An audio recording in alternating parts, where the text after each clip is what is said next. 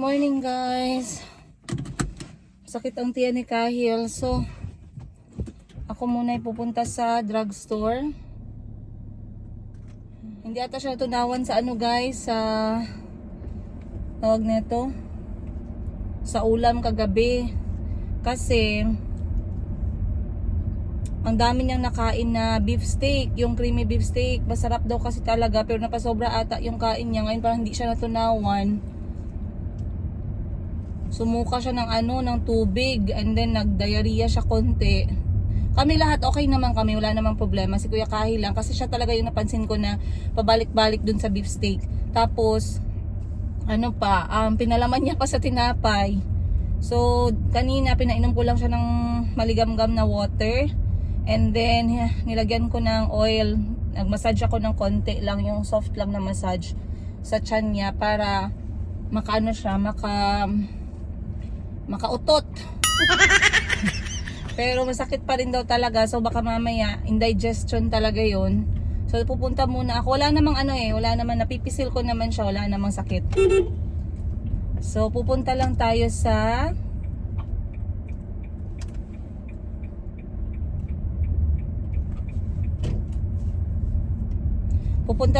nearby na drugstore. Okay, good morning nga pala sa inyo guys, no? Maayong buntag sa inyong lahat. Today is a happy Friday! Sana ugaliin natin maging happy araw-araw, hindi lang kapag ka Friday or weekend.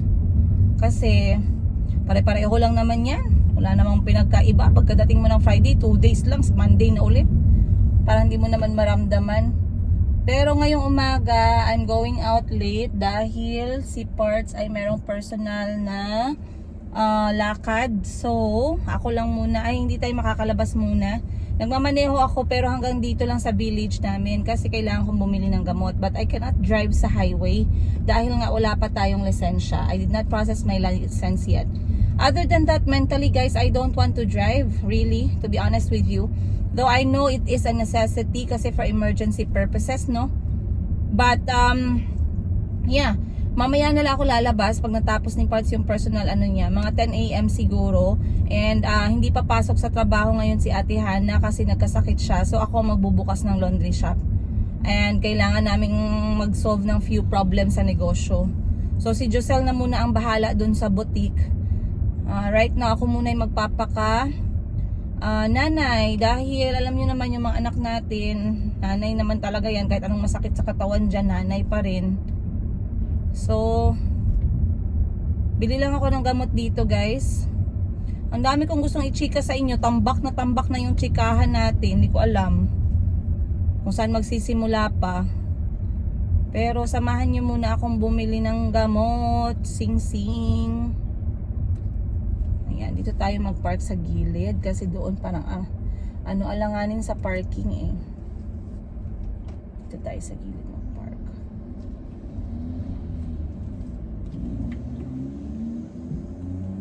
Ayan.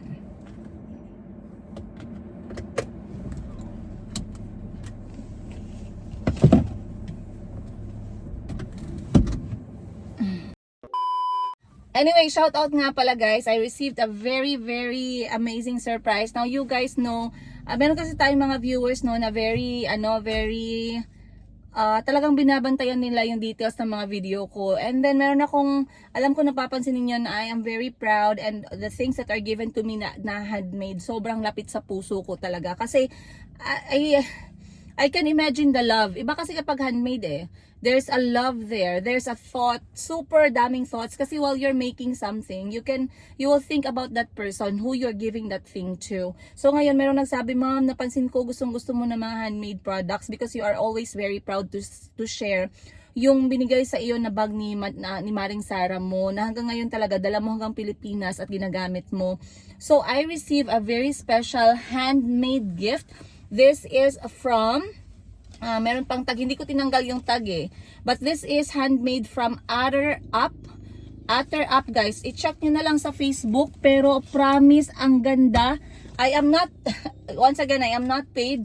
or whatever to promote something. Pero when I like something, when I trust someone, when I know someone is going to give a good service, talagang ako ay nagre-recommend. So I'm very happy for this gift. Talagang alam niyo yun, parang salamat naman sa mga effort at pagmamahal niyo.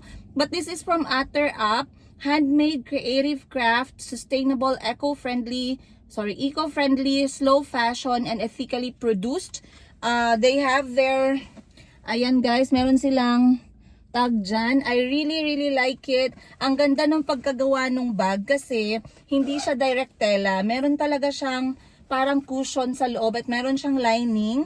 That means my things are actually protected, hindi bagsak agad, no? And it even comes with this really cute pouch, guys. So natutuwa ako kasi tingnan nyo naman yung print. Reminds me of Africa. So cute, so cute. It also comes with zipper outside. And what I like is adjustable yung kanyang sling. So I just go around with this, ganyan. So bibili lang ako ng gamot, guys, and I'm taking this bag with me. Kasi andito ang aking kayamanan. Kayamanan kung 800 pesos na lang natitira. But I'll see you guys. Nag-send siyang picture sa kuha nga na ano daw siya dala sa gawas. Wala man siya, oh. Oh no.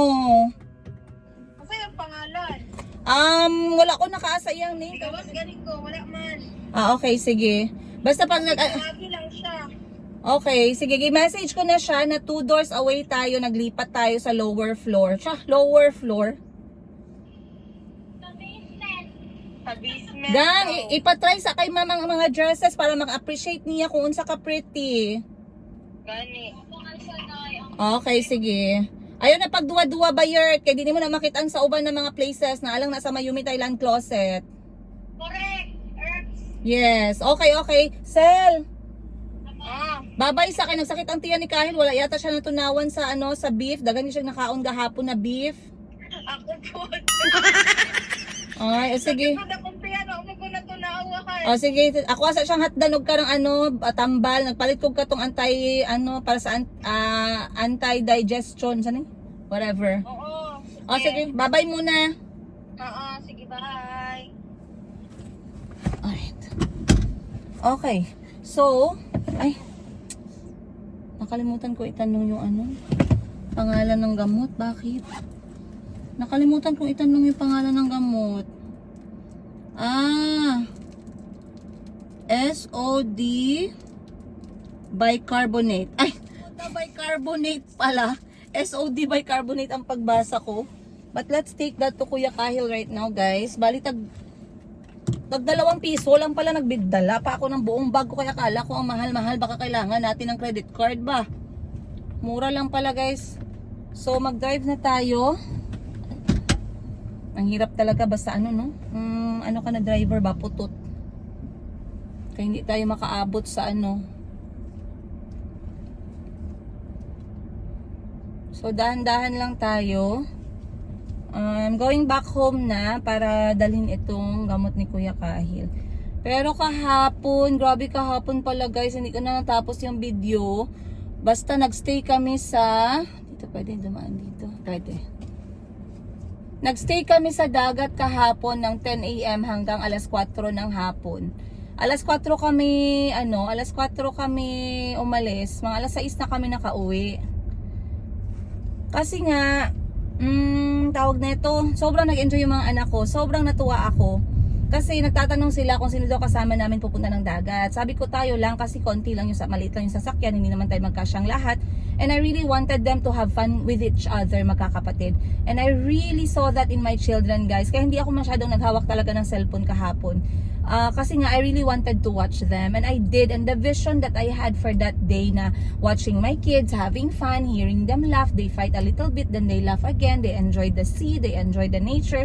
Nakuha ko talaga kahapon. So I'm really happy that I did that. And I feel satisfied of what we did yesterday, na ngayon ready na ako magtrabaho. And by the way, if there's something na I don't really like about my life, about how to live a life or my life, is yung routine. Ayaw ko talaga yung routine.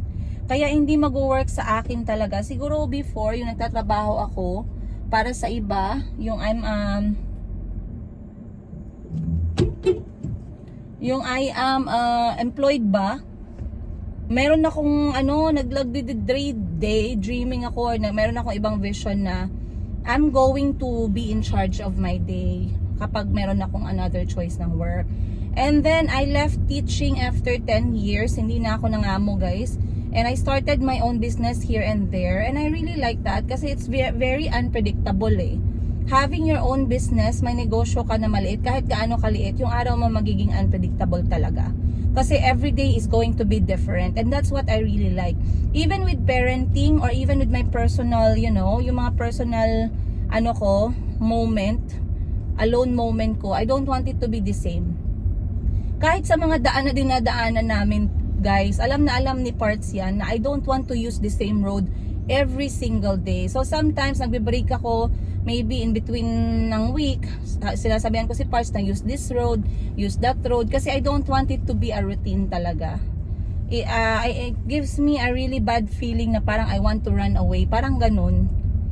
So anyway, it was an amazing day. We came back home around 6. The kids were extremely tired. Pinakain ko sila, guys, after naming magbanlaw around 4 p.m. Pinakain ko na din sila sa dagat pa lang para pagkadating ng bahay, busog ang all, makakatulog ang all, ganun. And ganun nga yung nangyari, nagpahinga ang lahat. And I went out para ihatid si Miss Giselle. Mabuti hinatid namin siya kasi sobrang ulan talaga. And dun sa area ni Miss Giselle kasi bumabaha. Then other than that, we are also tawag nito. Other than that, pumunta ako sa bahay ng kapatid ko kasi I wanted to do an episode with her but we ended up watching the video of the wedding kasi lumabas na yung same day edit. At pagkaganda-ganda, once again, of course, work by Nino Solis and team. Maraming salamat. I-share ko sa inyo yun sa next episode natin. Ngayon, kwentuhan ko muna kayo about sa magiging araw natin, okay? Once again, you guys, my day is not yet finished. It has just started. I'll see you guys on today's episode. Much love. Princess Yiga. Papainumin ko muna ng gamot yung aking anak. See you. A few moments. Good morning, guys. Maayong buntag. Nandito ako sa kitchen kasi tinanong ko si auntie kung marunong ba siya magluto ng tuna chorizo. Alam niya na pala hindi na ako kailangan sa kusina. Auntie knows chorizo already. But we rarely stock chorizo, guys, kasi we did not find yet something na nagustuhan ng mga bata. So finally, nakahanap ako ng brand dito sa Jensen na nagustuhan ng mga anak ko. Ito siya, guys, so pakita ko sa inyo ha. So this is AZC's Food Products Halal Tuna Chorizo. So far, nagustuhan ni Kahil to, nagustuhan din ni Calby, and I also like the taste. Meron kasing iba, guys, parang hindi ko alam sa Tagalog, pero parang sumuod baluod. So eto at least mas masarap yung kanyang timpla at saka masarap, malasa yung timpla niya. I-try nyo to, guys. Hanapin nyo dito sa Jensen. Hindi ko alam saan ko nyo mabibili. Baka meron silang page. Check nyo na lang. Ayan, AZC's Food Products Halal Tuna Chorizo. So, lulutuin to ni auntie, guys. Alam na ni auntie magluto ng mga ganitong klaseng ulam. Kasi, nung dumating kami dito sa Pilipinas, the first 3 months, I was teaching auntie, yung mga mabilis na breakfast dish. Itlog, corned beef, sardinas, chorizo, hotdog, pero hindi palagi, minsan lang. So kung may stock ako nito, alam ni auntie pag mga lazy days or minsan gusto niya ma-change yung ulam kasi kung anong ulam namin kagabi, most probably yun din ang ulam namin mamayang tanghali. Sobra kasi yung niluluto. So auntie is going to make us for this one, guys, tuna chorizo. Okay, so ako muna yung maliligo. I will prepare auntie for work. So auntie's going to prepare for us, guys, that tuna. Yeah, you bring your stand. I don't know where's mine. I forgot it at my sister's home. So auntie also made breakfast. She made here sayote, guys. Ayan, sayote na merong itlog. Pero parang masarap ikain ng chorizo. Si Parts nandito na, so ayain ko muna siyang kumain bago kami magtrabaho, and then we will proceed to Mayumi Thailand closet. Is that yours? Who gave you back? Tita Parts. Oh, that's good. Okay. This one you pull down. This one you push down. This one hold here, then push down. Hey, this one is nice color. This one. The lady chose for me Yeah, actually. that's better. Mm. I like that. It looks very fancy. Push more, auntie. Yes. Yes. Sige. There, that's okay now. Then this one you pull up. Kasi lahat kami merong ganito. So binigyan ko din si auntie nitong ganitong stand kasi masyado siyang handy lang. So auntie, you do like this. Right? Then for you to lock so it doesn't move, you lock here. Okay, you put your phone, right? And then this one is if you want to move it 360 degrees, like someone was moving, right? So it's very steady. So if you are walking like left to right, or if you are here and the phone is there, you can watch it again by doing this. You don't have to remove the phone. Then if you want to lock it, you just put like that. Then this is your Bluetooth remote, so you don't have to go turn on, turn off your phone all the time. You can just remove this one. Ayan. You just remove like this, then turn on, then it will connect to your Bluetooth on your phone. Then every time you press it, it will turn on video or take a photo for you. Yeah, very nice. Yeah, I didn't even know. Yes. That. So you just see like this. Okay, so you just do like that. A few moments later. First, today I'm going to make Ezzy CZ food product. This is tuna chorizo. Hope I pronounce it right.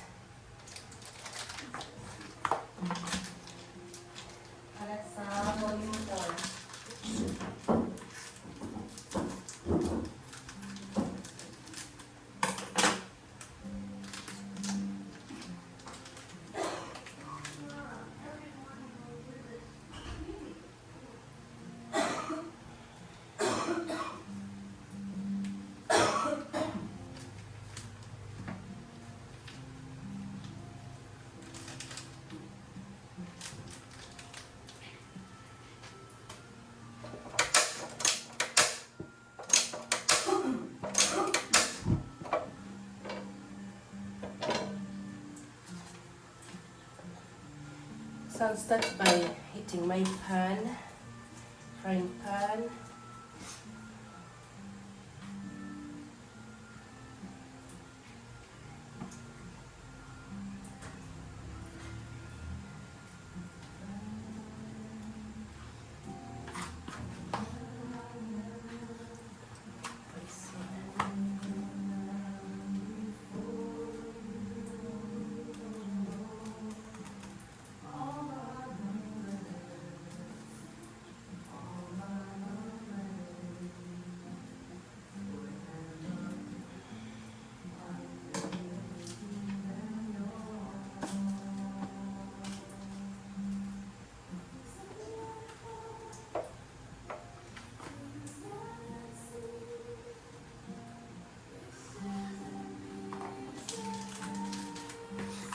Chico, did Chico greet? Did you greet? Come and greet first before you sit on that table. I told you already always to greet first. Special thanks to SZS's food products. Thank you so much. Thank you so much for loving us. Yeah, this lady gave us some good parts, yeah, of the tuna chorizo. Thank you so much. And added in some carrots, then the eggs, yeah, then my fried rice. So let's add in some little cooking oil. This is enough.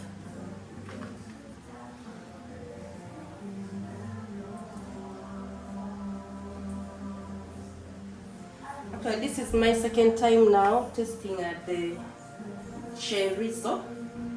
Yeah, this one has a very nice taste. Yeah, I don't know what exactly they put in. Yeah, it smells so much nice. The taste.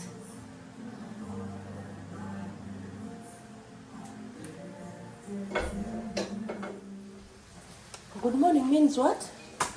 Good morning. Good morning means what? The morning. The morning means it's morning. Good morning means what? Good morning. Yeah, you've just woken up, so you greet. Good. Hmm? Oh. I think you're very hungry, right? Eh? Eh? Yes, auntie. Okay, let me cook faster. Tell Calvi and Chico, Kahila and who?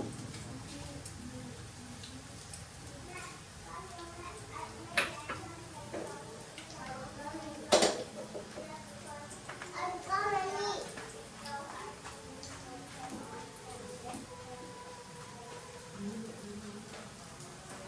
Eternity later. You stop the record.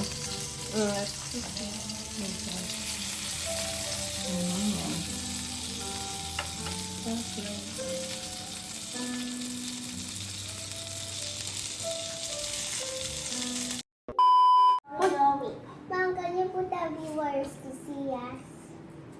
No, we will eat. I'll just get a video of you eating chorizo. Is it yummy? It's so hard to eat. Why? I'm sorry, Nak. I think you have a fever coming out. You can't chew properly. Sorry po. How about Mayumi? Mayumi? Mayumi, kagat. Okay guys, good afternoon. Tapos na rin ang aking pagbenta-benta. Hindi ako masyadong nagtagal sa shop today kasi nag-live lang ako ng saglit. Pero hindi pa kasi tapos ang training ni Kuya Kahil. He's training twice today and today is just Saturday. May training sila bukas pero siguro magpa-family day na lang kami. So hindi ko na siya papupuntahin. But right now we are back in the field at umulan pa nga guys. Kaya nakita ninyo ang ating makulimlim po ang panahon at maputik po ang ating ground. And Kahil is there. Puntahan natin. Panoorin natin yung kanyang training sa malapitan. Punasan ko lang yung aking screen dahil lagi na naman tumalong. Basta nagpunas ng screen ng isang tao, kailangan yung tumakbo. Kasi ibig sabihin, vlogger yan or addict sa social media. Punta tayo dito. Naputik na putik guys, oh.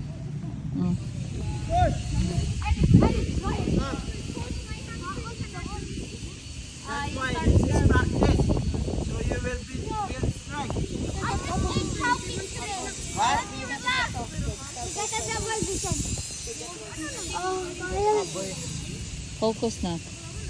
Push Kahil because look at your teammates, very exhausted but they're trying hard. Lako. Kahil, stop answering. 5 6 7 8 9. One more. Last one. Very good. Drink water, drink water. Alright. So nakita ninyo guys ang training ni Kuya Kahil. And I wanted to talk to you guys by the way kasi last time pinagdaan ko lang tong itong learnings. So kasi mag-share ng mga co-parenting kasi maraming nagtatanong din sa akin, "Ma'am, how do you co-parent with Kahil's dad?" So bigyan ko kayo ng ng situation scenario. Kasi as co-parent hindi ibig sabihin na 100% kayo peaceful. Ayan. May mga moments talaga na nag-aaway. So ngayon, kung tatay ni Kuya Kahil at saka ako, kahit co-parent kami, hindi kami masyado nag-uusap. May mga araw, may mga talaga time na hindi kami nagkakaintindihan.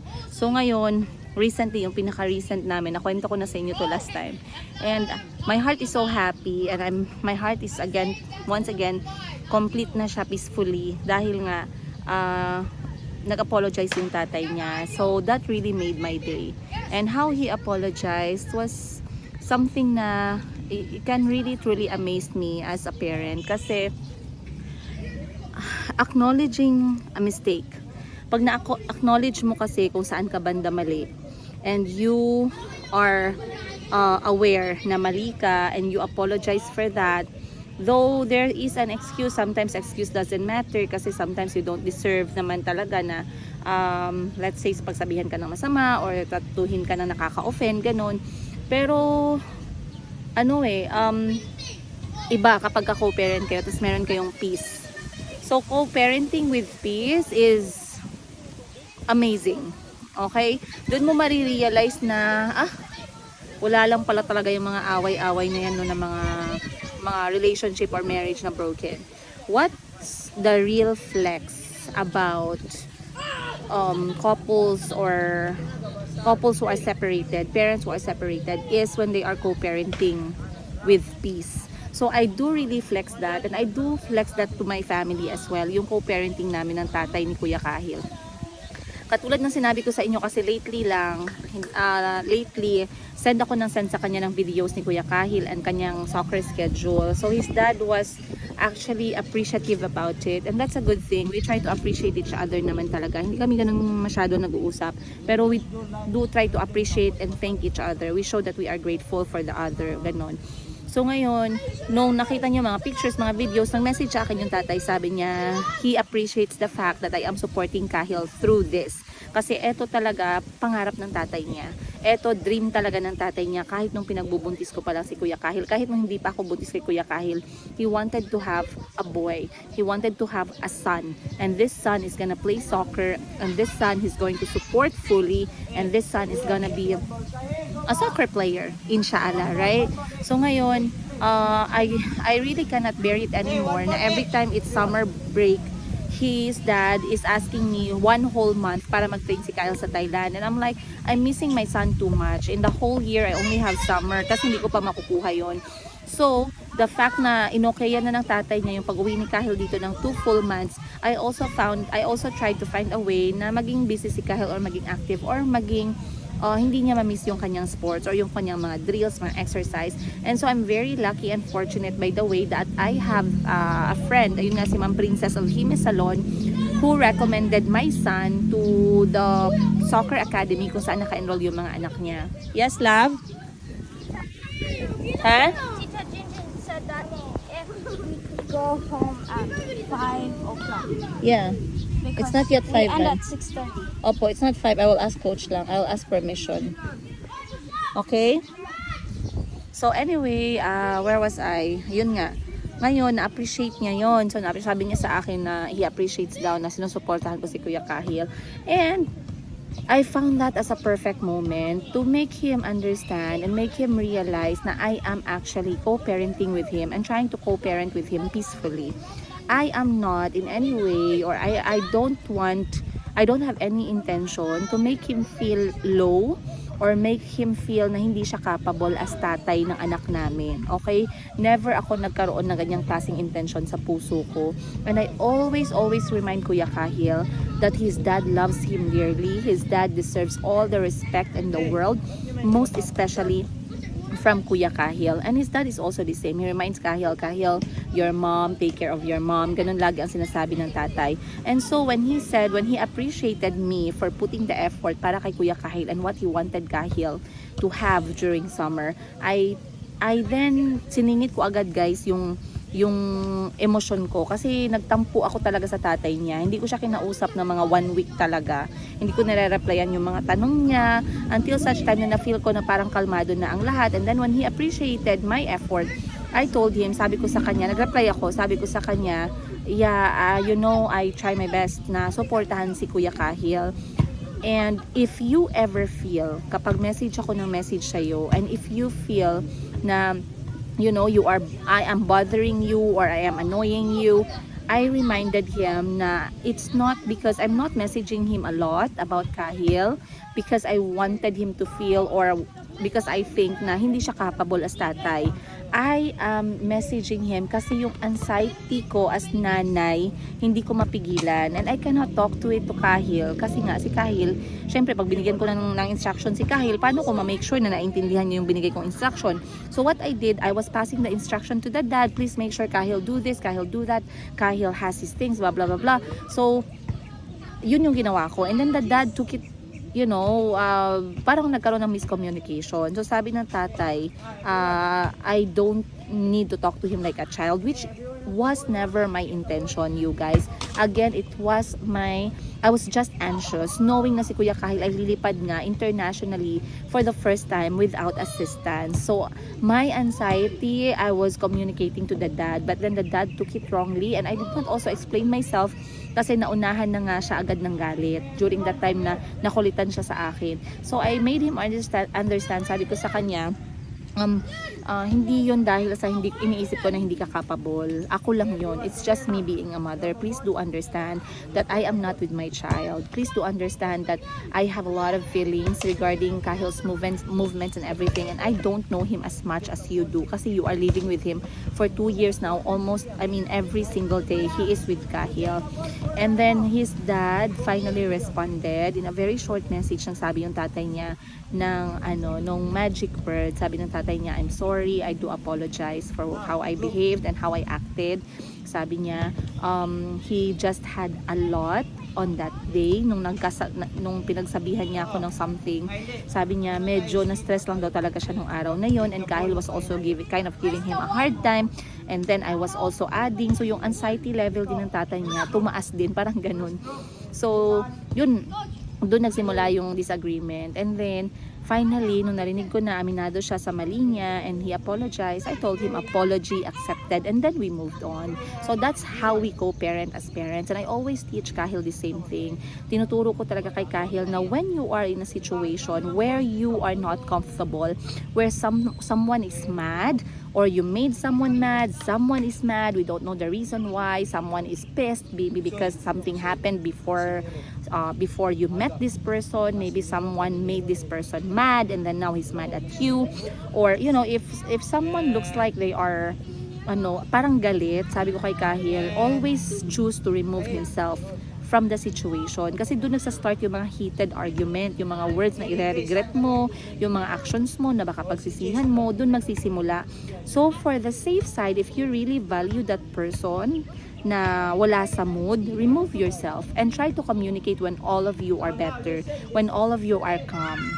Lagi ko nire-remind sa kanya yan, and I always use his dad and myself as an example talaga. So sabi ko sa kanya, Kuya Kahil, your dad and I, we had an argument and we did not speak for like 5 days, but now your dad apologized, and I told him apology accepted, and now we're okay. And then nagtanong si Kuya Kahil, sabi niya, bakit mama, ano pala nangyari? Then sabi ko sa kanya, well, we just had an argument and your dad spoke to me in a way that I did not appreciate, and then I did not respond to him anymore. And then instead of responding back sa tatay niya, I chose to remove myself and kept quiet para hindi kami magkainitan ng ulo. And that is a very good example. Kasi nga, sabi ko sa kay Kahil, I value your dad. He is your dad. I respect him as your dad, and I am very grateful he's in your life. I'm very grateful that he's doing all these efforts. He's loving you, he's providing for you, he takes care of you, he teaches you manners, discipline, he protects you, he raises you, he provides for you. I appreciate all those things. So lagi ko yung sinasabihan si Kahil, guys, na ganyan yung pagtingin ko talaga sa tatay niya. And sometimes it's okay, you get mad, but then you have a choice. You always have a choice. You cannot control how people react, but you can control how you react for yourself. So kunyari hindi mo makontrol yung palibot mo, yung mga tao sa palibot mo, you have the decision if you want to move yourself out of the situation. So ganon. So anyway, like I said, once again, we are back in peaceful parenting. Wala nang galit yung puso ko, wala na akong pagtatampo sa tatay niya, and his dad is the same thing. So now we are communicating really well na. I'm sending him messages here, pictures there, I ask him questions, he responds back. When he asks me questions, I respond back. Ganun guys, yung aming co-parenting. We don't have to see each other. Simple messages lang, okay na. Simple update lang about sa bata, okay na. So yun. Side, ha? Ready? Start. Oops.